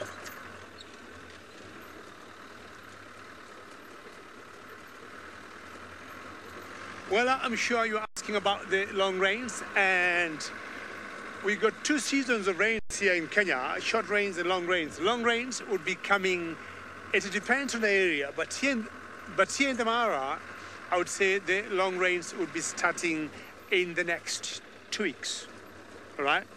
But other parts of Kenya, it's always the first week or the second week of March, and then those rains will carry on until maybe around June, July. Well, in the Mara, we get about 1,000 millimeters of rain per year. But of course, last year we think we had a lot more rain than that. Now, in December and early January here, we had so much rain, and we're trying to imagine whatever rain we got, plus the normal long rains we'll have here, it will be definitely way over 1,000. There's one particular day, I think, in about 72 hours, in one day, I think we got over 300 millimeters of rain in 72 hours. That was a lot of rain because it rained day and night. And it's that rain that brought this grass this high. And if the long rain is going to come, this grass, I'll tell you, it sometimes gets to this high.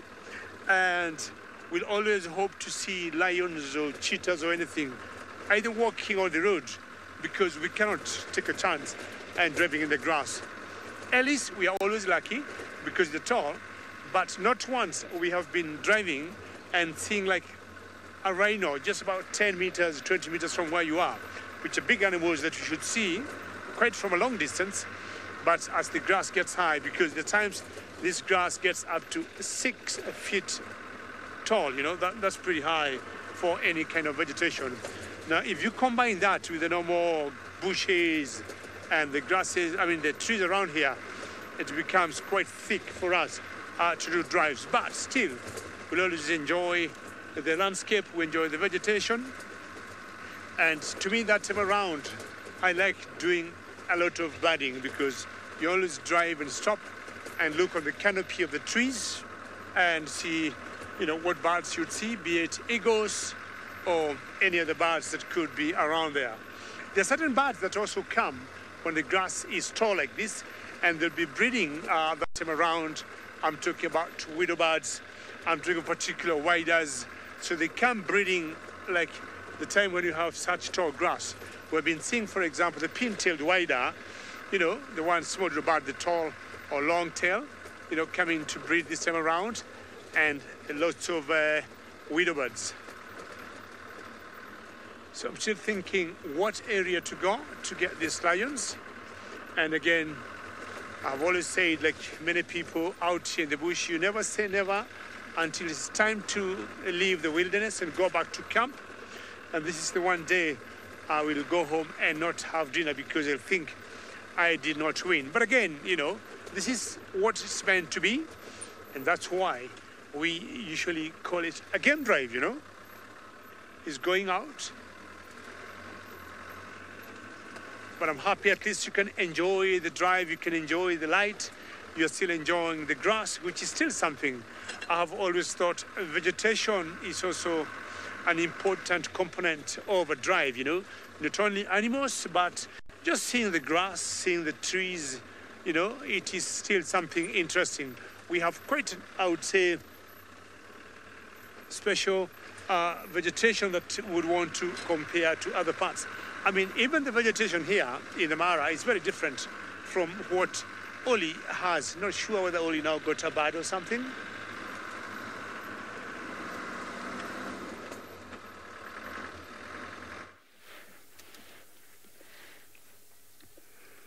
Yes, look what we have today. It's a cuckoo day. I can say it's a cuckoo afternoon. We have an African cuckoo here. It's very, very, very tricky when it comes to an African cuckoo and a European cuckoo, because they almost look identical. The only thing you have to check is the beak. You see this? It's just here.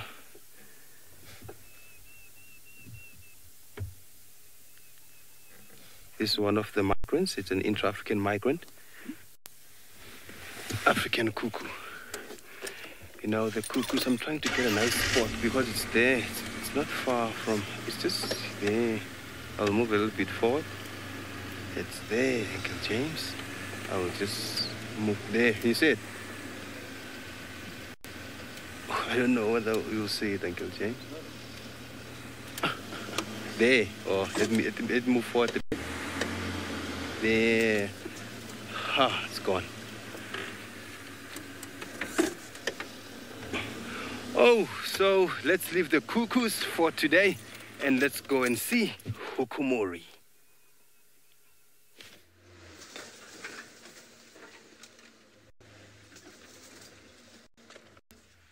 Look at what we found. The vehicle's left him and we managed to find some sort of activity. Oh, he's just disappeared. We're trying to follow him. He's moving directly east. We found him just now on a termite mound. That's all the information I was given. The stations from the west left him because they lost him. He's obviously, they can't come in here. I thought one of them was able to come in, but they weren't. So managed to go in on a sort of an idea of where they'd left him, and we found him right on top of a termite mound with his tongue out, of course, drooling. So just hold on there, BK. I'm going to try to keep up with this boy.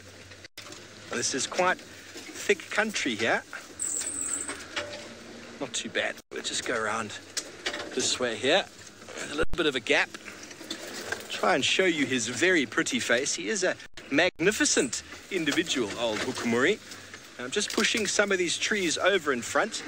There's a termite mound in front of us here. There's a good chance he's going to go to that. So what I did is I went to the Warthog restaurant that he likes. And there's a little 2-track that goes in there. And we checked that and then just went directly east, or should I say west, to the boundary, and we found him. So luck is on our side today. There he is, BK. He's going to spray. Oh, he's scent marking. Hukumuri, you naughty boy.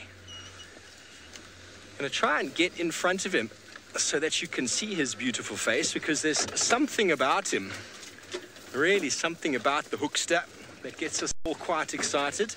I was looking for him earlier. We were on the one road that we've come up now again, and BK said to me, one thing he needs to see before he leaves is Hukumuri. And, well, we got the call on the radio that the Hukumuri was on his way. I do need to watch out because there's lots of termite holes, aardvark holes and warthog holes. That's why Hukumuri loves this area so much. He's just coming up on the left over here. Are we ready for his face? There we go.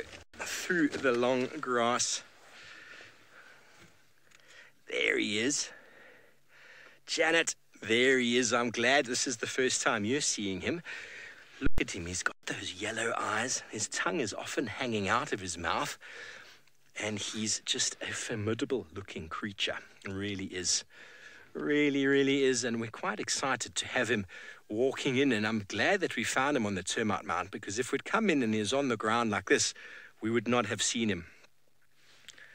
We would not have seen him at all. So don't worry, folks. He's very, very far away from Princess Tlalamba. In the far... Just over here. Look at that face. Just try to duck my head. There he is.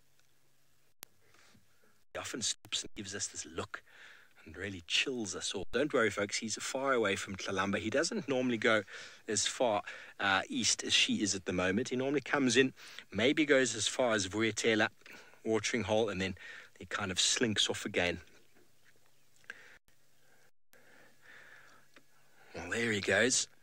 We're going to try to keep up with him. He's probably going to look for a warthog or two on his journeys. But in the meantime, let's go back over to the princess herself.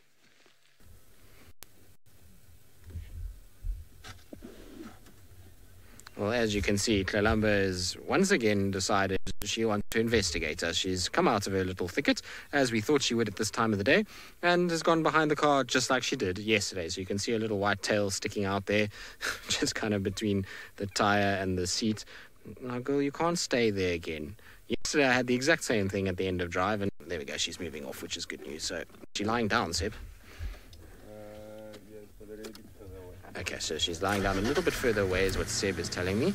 So I'm going to just go slowly forward and try and reposition ourselves that we can actually see her and that she's visible to all of us. Is that where you've decided to lie? Now I've got to make sure I don't put us into the ditch. How far have I got there, Seb? A little bit more. Tap, tap, tap. There we go. So there we go. Now, I believe some of you are talking about, well, wondering how far away Tlalamba is from Hukumuri and that you're a little bit concerned. There's no need to worry just yet. He's still very, very far from where Tlalamba is at the moment.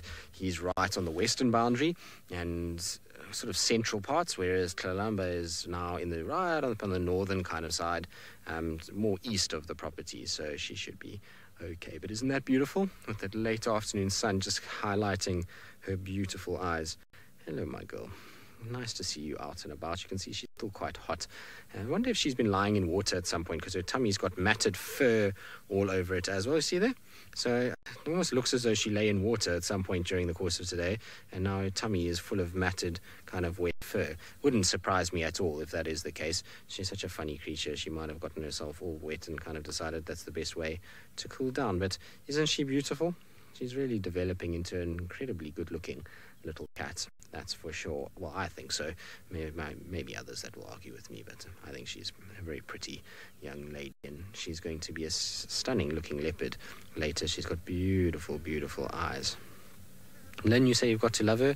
Indeed, I think everybody has a soft spot for this little one. It's been such a kind of treat to be able to follow her as she's developed and grown and kind of become leopard that she is today. Now, of course, she is going to move as we sort of starting to finish show, which is not ideal at all. So she's going to disappear behind there, unfortunately. But it is that time where we need to say goodbye to all of you. I hope that you've had the most wonderful afternoon with us. It's been very special to have spent it with Tlalamba and obviously Hukumuri as well. It's also very nice to see a brief view of him. And everything is brightened up for our rehearsal this evening. But from all of us, it's been an absolute pleasure, like I said. And we'll see you all tomorrow morning on our Sunrise Safari.